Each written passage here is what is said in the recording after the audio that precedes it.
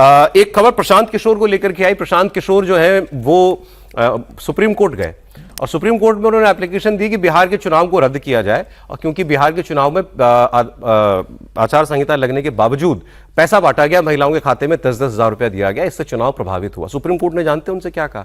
Supreme court ने कहा कि ये फ्रीबीज वाली जो बात है इस पर हम विचार कर रहे हैं कि फ्रीबीज पॉलिटिकल पार्टियां बांटती हैं, लेकिन आप जो हमारे पास मामला लेके आए हैं, आपको वोट कितना मिला?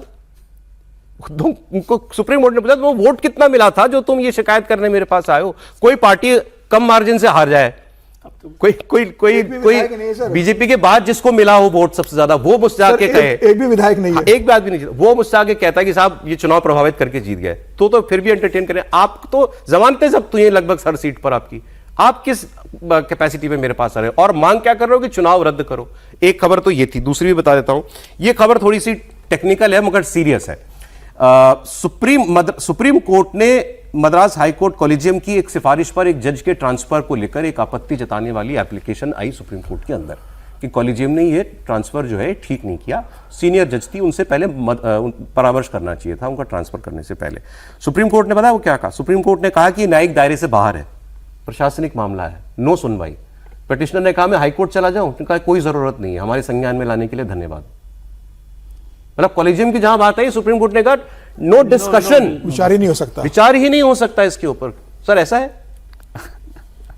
ये तो चल ही रहा है, इस पर तो बड़ी लंबी बहस हो गई है और हम बार बार चर्चा करते कि दुनिया में या हमारे हिंदुस्तान में कोई ऐसा सिस्टम में नहीं है जिसमें आप ही अपने बारे में फैसला करें। मतलब ये जुडिशियल सिस्टम का ही एक वो अपवाद के तौर पर है। कोई भी एक चीज जुडिशियल परव्यू के बाहर कैसे हो सकती है? कुछ भी कोई भी, हाँ, सब चीज। और यदि किसी ने शिकायत की तो आप उसको तो परव्यू करके आप कहते हैं भाई ये ठीक नहीं है मसला, आप उसमें सुनवाई नहीं करेंगे, ये तो ठीक नहीं है ना कि सुनवाई आप सुनवाई करके खारिज करते हैं कि भाई ये इस अकॉर्डिंग इन न्यू रूल्स के तहत हुआ है, इस पर ऐसा काम किया गया। अब ये देखिए कि मतलब कॉलेजियम को कितना प्रोटेक्ट कर रही है जुडिशरी कि भाई इस पर, क्योंकि सरकार एक बार कोशिश कर चुकी है ना बिल लाने के लिए, बिल्कुल हटाने के लिए, वो तो ले आए थे, रिजेक्ट कर दिया सुप्रीम कोर्ट ने, रिजेक्ट कर दिया जी।